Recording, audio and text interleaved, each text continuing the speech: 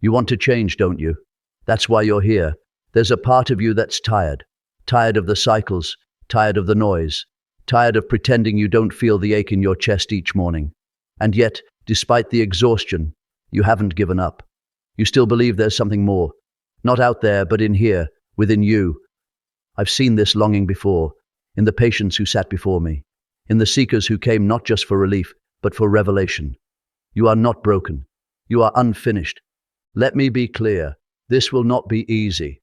The next 90 days will not be a journey of comfort. They will be a confrontation between the life you've built to survive and the life that is waiting to be lived. If you truly commit, you will not be the same person on the other side, but you must be willing to face yourself, without defense, without illusion, without excuses. For too long, you've allowed the world to dictate who you should be. You've worn masks to be accepted. You've dimmed your truth to avoid rejection. And in doing so, you've betrayed the self, the real self. What I call the self, not the ego, not the persona, but the deeper center of your psyche that holds the blueprint of your wholeness. The next 90 days are not about becoming someone new. They are about returning to who you were before the world taught you to forget. Begin here, with radical honesty. Each morning when you rise, ask yourself, what am I avoiding? What emotion have I numbed? What part of myself have I disowned? These questions are not for your intellect. They are invitations to descend, to move inward into the unconscious, into the places where your real life is waiting. You must understand this. The shadow does not disappear because you ignore it. It becomes stronger. The more you repress what you do not wish to see, the more it controls you. Your irritability, your compulsions, your anxieties, they are not random. They are messages, signals from the forgotten parts of yourself. The child who never felt safe, the teenager who swallowed shame, the adult who performs strength while quietly unraveling inside. To transform, you must stop running, stop distracting, stop blaming the world for what you have not yet faced in yourself. The next 90 days are not a self-improvement challenge. They are a return to the truth. Each day, I want you to meet yourself, intentionally, courageously, relentlessly, not with judgment, but with presence. You are not here to fix yourself. You are here to meet what you abandoned long ago. That is where the power is. That is where the transformation begins. You will feel resistance. You will want to quit. The ego will whisper that nothing is changing, that this work is foolish. But the ego is terrified of your awakening. Because when the self awakens, the ego must serve a new master. You do not need to believe in this fully yet. You only need to begin. Give yourself 90 days, not to become perfect, but to become real. You've spent a lifetime living in reaction. It's time to live in response to the quiet truth inside you that has been waiting patiently for your return. Let us begin. They won't tell you this, but the moment you stop being available is the moment the world begins to rearrange itself around you. You've been taught to be open, accommodating, endlessly reachable. You answer every call, reply to every message, keep yourself emotionally accessible to people who haven't earned your presence. And you call it kindness, you call it love. But I will call it what it truly is, a pattern of self-abandonment dressed up as virtue. Most people live this way for years without questioning it. They give their time, their energy, their thoughts, their body, while something inside begins to hollow out. They think it's fatigue. They think they're just sensitive. But what they're truly experiencing is the spiritual erosion that occurs when your energy is spent on everything except your own becoming. When you withdraw, not out of bitterness, but out of clarity, a transformation begins, not in others, but in you. I am not speaking here of detachment as a defense mechanism. I am speaking of conscious withdrawal as an act of individuation, a decision to stop participating in your own fragmentation. You see, the persona, the mask we wear to navigate society, is necessary. But when you confuse the mask for your identity, you begin to perform for love rather than embody it. The more you adjust yourself to be acceptable, the more you betray the self within. That is why people feel empty after pleasing everyone. They've handed their soul over one compromise at a time. When I speak of withdrawing, I am not speaking of isolation. I am speaking of sacred reclamation. You do not vanish from the world. You vanish from distortion. You stop showing up where your truth is not welcome. You stop engaging in battles that only exist to exhaust you. You stop trying to be understood by people committed to misunderstanding you. There is great power in becoming invisible to what once wounded you. At first, it will feel unnatural. Your nervous system has grown accustomed to proving your worth. You will feel the pull to respond, to explain, to be available to everyone but yourself. But this is the old self clinging to familiarity, and to transform, you must let it burn. You were not meant to be constantly accessible. Your energy is not infinite. Your soul was not designed to be consumed by notifications, obligations, and superficial affirmation. You are here to become who you truly are, not who the world has conditioned you to be. So I ask you this: what might happen if, for the next 90 days, you stopped chasing acceptance? What if you allowed silence to replace your need for validation? What if your solitude was not loneliness, but a sanctuary for revelation? Because that is what you will begin to notice. When you stop being available, your shadow will start to speak. The unhealed parts of you, the abandoned child, the rejected lover, the performer desperate for applause, they will rise, not to destroy you, but to be seen. And your task is not to run. Your task is to remain present, to listen, to integrate. People will sense the shift in you. Some will be threatened, some will be drawn closer, but none of that matters. What matters is that you are no longer performing for belonging. You are remembering that you belong to yourself. Let the withdrawal begin. Let the silence come. Let the pieces you once scattered return home to you. And watch how life starts to meet you where you've always longed to be found. You say you want to transform. You say you want a new life, a new love, a new peace. But each morning, you wake up and make the same choices that led you here. Not because you are weak, but because your unconscious is still running the show. Do not be deceived. Your life is not shaped by what you think you want. It is shaped by what you have not yet faced. The shadow does not simply contain the dark and shameful things you try to hide. It also holds your repeated betrayals of yourself. Every time you said yes when your soul screamed no. Every time you kept quiet to avoid conflict, but left the conversation in pieces. Every time you stayed, just to feel chosen. This is the loop, not a punishment, but a mirror. And until you make the unconscious conscious, as I once said, it will direct your life, and you will call it fate. People ask me, why do I always attract the same kind of person? Why do I keep ending up in the same pain? And I answer, because you keep abandoning yourself the same way. You will keep calling it bad luck, bad timing, or other people's dysfunction. But until you see the pattern within you, you will never escape it. Because it is not random, it is ritual. A ritual of rejection that began long before you could name it. Perhaps it began in childhood, when love came only through obedience, when affection required shrinking, when being loved meant being less. And so, to feel safe, you fragmented. You placed parts of yourself into hiding. Your anger, your desire, your boundaries, your voice. You traded your wholeness for belonging. And in doing so, you created a blueprint, a psychological contract with the world that says, I will be what you need, as long as you don't leave. But here's what you must understand.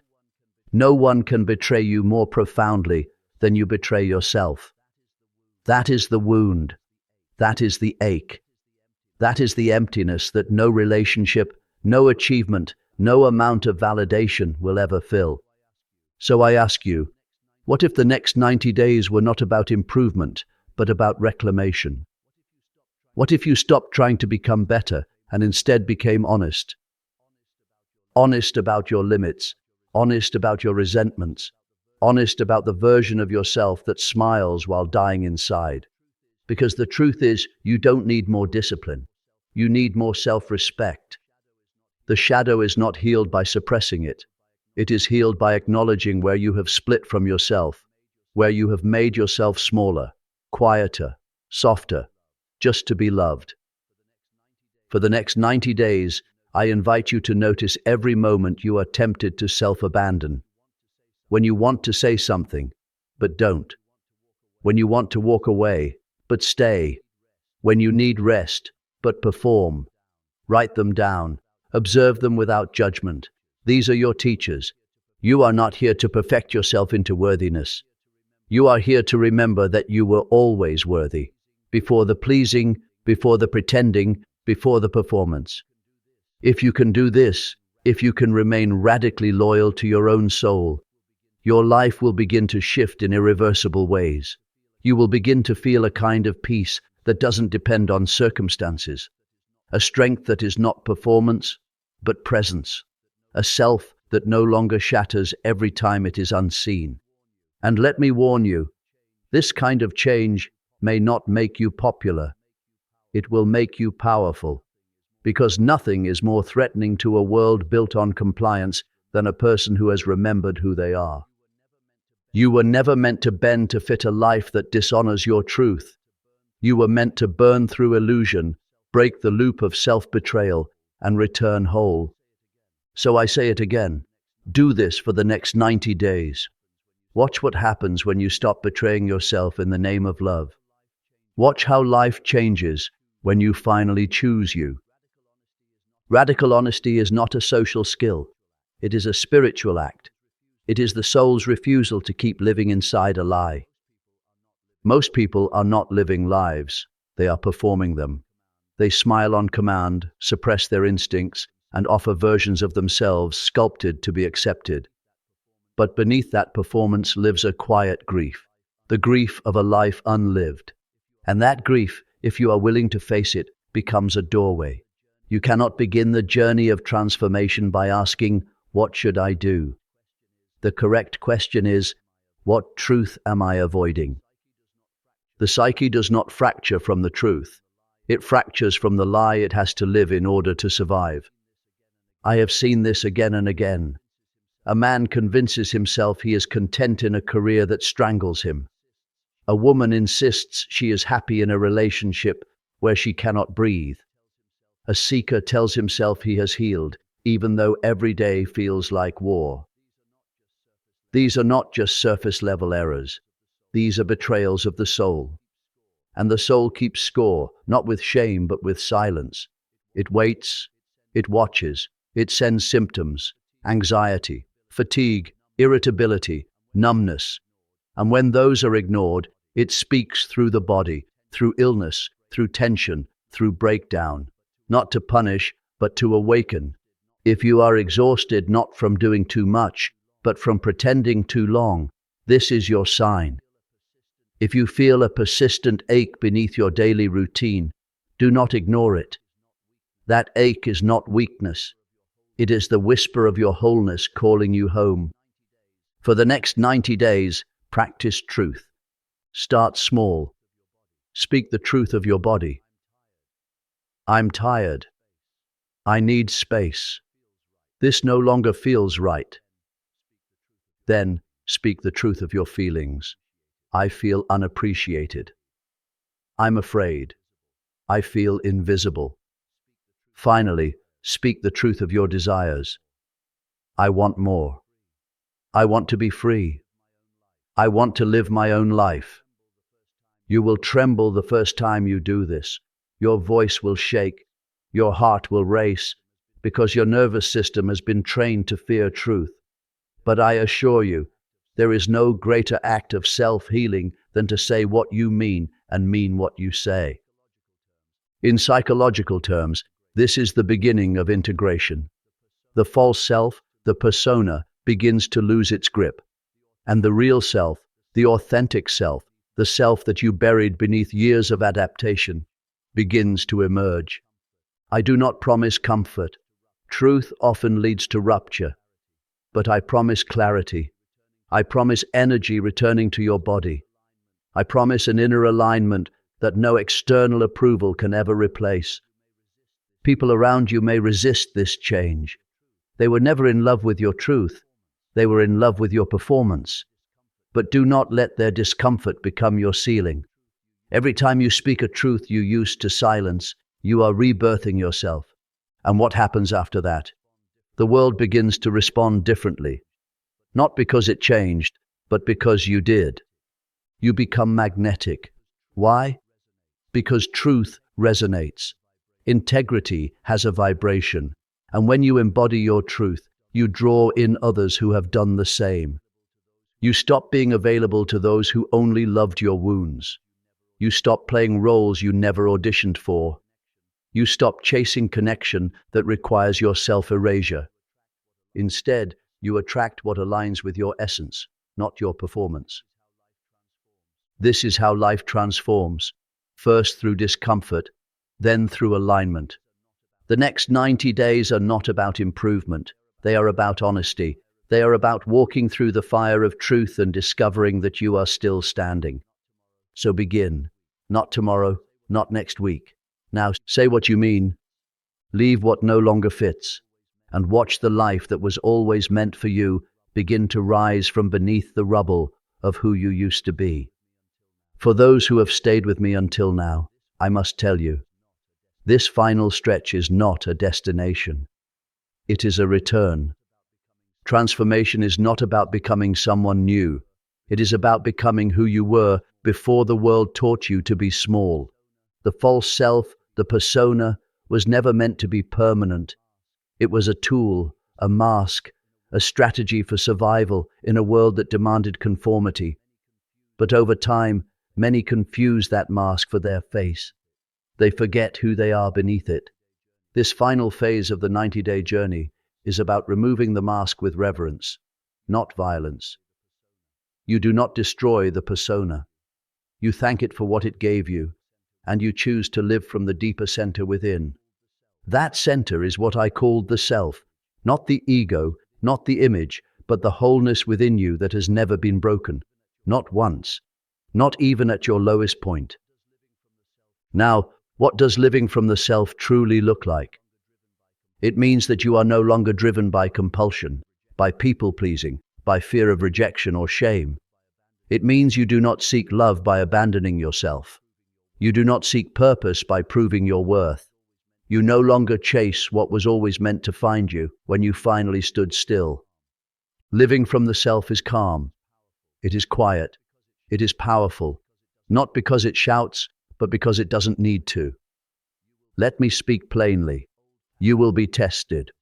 Old patterns will resurface. Familiar pain will knock on your door wearing new faces. The ego will tempt you to go back to the familiar discomfort you used to call love.